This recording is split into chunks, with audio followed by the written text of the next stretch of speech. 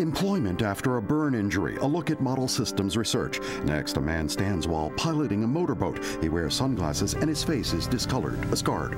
I love the water. Photo of a young boy at a captain's wheel. I've grown up on it, lived on boats from a young age. I now own and operate my own charter business in Southeast Alaska, as well as captain boats. I think it gets in your blood. Once it gets in your blood, that's it. Ben Swanson, Captain, Alaska Charters. In the winter of 1996, Ben Swanson was off the water working as a mechanic when he suffered a serious burn injury. I was repairing a car in my own garage, and a gas can ignited and blew up and burned me 47%, hands, legs, and face. At first, Ben didn't know how badly he was burned. I remember the conversation the whole way and kind of thought that I would just get an ice pack and go home the next day, as did my roommate. After the firemen came and put the fire out, he said, "Can I go inside now?" And they asked for what? And he said, "Well, I want to get Ben a change of clothes for when he comes home tomorrow." And the fireman responded, "Your friend's not coming home." A hospital exterior. Ben was taken to Harborview Medical Center in Seattle. His wife, Jamie, then girlfriend, came to his room. Jamie Swanson. When I first saw him, he was all bandaged up and everything already. His hands were covered, his face was covered, everything was covered. It was kind of scary because you didn't know the extent of it until you actually saw him. The Seattle Skyline and Space Needle. Harborview Medical Center in Seattle is a burn injury model system site funded by the National Institute on Disability and Rehabilitation Research. The interdisciplinary staff conducts research and works with patients through their entire recovery. You can imagine how you feel when all of a sudden you are faced with extraordinary pain. You don't know what the next step is going to be. Nicole Gibran, MD. The doctors, such as myself, come into your room and say, well, we're going to watch and see how your wounds heal, and we might operate, we might not. You're going to be in the hospital for 1 day for every % burn. So if you have a 50% burn, you might be in the hospital for 2 months. Over the years, I've probably had nearly 30 surgeries. There was about 17 before I left the hospital originally. Sabina Brick, BS. I know Ben quite well. I remember when he actually arrived at the burn center with his injury. Anytime when we have a patient that has burns to their face, that sort of, for me, is scary because it's going to be a lot of work because a lot of issues can be attached to that kind of a visible burn. So we got this guy. Sabina Brick is one of the few specialists in the country who work to get burn patients back into the workforce. I am in a position that I can give them an idea how long it's going to take them to go back to work. Having that time frame is very important for the patient. They can inform the employer how long they're going to be out of work. We are able to tell the patient that, yes, you had an injury, but you are not sick. We want you to be active. Peter Esselman, MD. Important steps are to understand the job, whether it's a very physical job, a more sedentary job, requiring more cognitive skills or physical skills, that we look at the job the individual is going back to, and then match that to where the person is at the time. Research suggests that on average, most patients are able to get back to work in about 3 months after their injury. It may be in a different job, it may involve retraining, or it may actually be back to their previous job.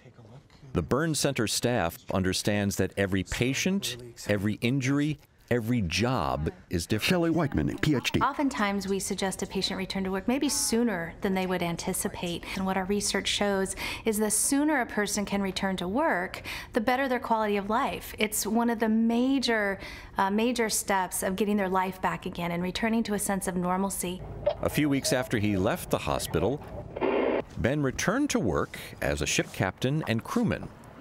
But like many burn patients, he and his employer had to make some adjustments. Ben tugging a thick rope. I use my hands a lot in every field that I've been employed in or working for myself. So my only barrier was in fact my hand motion, the limited hand strength early on. So it took some time to get used to relying more on one hand with some physical therapy and using my hand on a regular basis. It healed quite quickly. Ben returned to work faster than most burn injury patients, even though his employer wasn't sure Ben was ready. The patient would say, my employer said he wants me to come back when I'm 100%. And I think that is the biggest mistake an employer can make. Ask your employer, do you have something that I can do? Can I go back to work part-time? Could I do just this part of my job, and maybe within 2 weeks I'll be able to do the rest? The key for both employers and employees is flexibility and figuring out ways to help the worker adapt. They can start at 4 hours a day. They could then transition to 6 hours a day. If you have a patient who is an outdoor worker and is going to be exposed to the environment, many of our patients may have sensitivity to heat or to cold. Or if you're a kitchen worker and you're constantly at the stove, you might be sensitive to the extreme temperatures, and so there may need to be some adjustments. A lot of patients are burned on the job with that, whether in industrial area, electricians, and those kind of injuries happen on the job. And then it's really a transition back to the workplace where they were hurt and back to the same job or a different job but in the same environment, and all the psychological issues that go with that about being afraid to return to work. No matter where the patient was injured, many continue to contend with psychological issues. On a narrow pier. I think the biggest misunderstanding that patients have about returning to work is that they're going to be completely healed and have no psychological symptoms of depression or PTSD or anxiety before returning to work. And I think patients are often surprised that we're making recommendations that they return to work when maybe they still are wearing splints or pressure garments or bandages or have symptoms of PTSD or depression. How's it going? Good. Be Fair 2013. When in fact, returning to work is one of the best cures for those things. Early on, we focus on the physical issues so much, but at some point it's more the psychological issues, and sometimes counseling, psychological support is really what's needed at that time to get somebody back to work. At the helm of a charter ship. Once back on the job, it takes time for patients with visible burn injuries to adjust to how others see them. I'll be walking around a store and I'll notice somebody staring at me, and usually a young, inquisitive kid, and so at first you think, what are they looking at? I think the hardest thing about returning to work as a new burn survivor is dealing with people who are staring at you. Claudia Baker, burn unit volunteer. And who may approach you somewhat rudely with their questions. One of our first steps is to help them be comfortable with their change in appearance and kind of this new normal that they might have to face. And we really work with patients on directing the conversation of how they want it to go. Somebody says, hey, it's glad to have you back.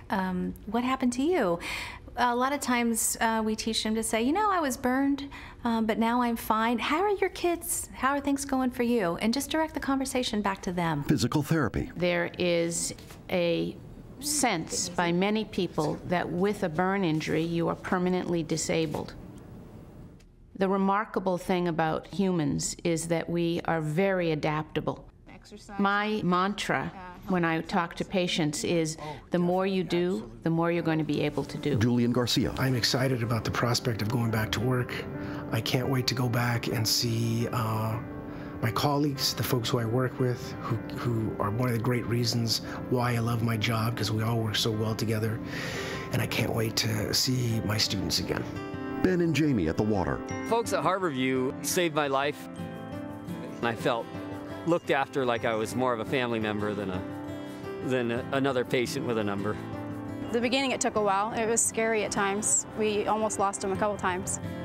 There was a time during the recovery process that I was kind of getting the woe is me attitude, and my best friend had come by the hospital and could see that I was having a tough time with it, kind of saying, you know, I was this outgoing, adventurous, free-spirited guy, and now that's all changed. And my best friend sat down across from me and he said, it hasn't changed. It's only changed if you want it to change. Just a light switch being turned on, and hey, there's no other choice here. At the helm of the motorboat. burn injury model systems provide coordinated and multidisciplinary rehabilitation care and conduct research to improve care and outcomes for individuals with burn injury. This video is a product of the Model Systems Knowledge Translation Center and funded by the National Institute on Disability and Rehabilitation Research. To learn more about the work of the Burn Injury Model Systems, go to msktc.org.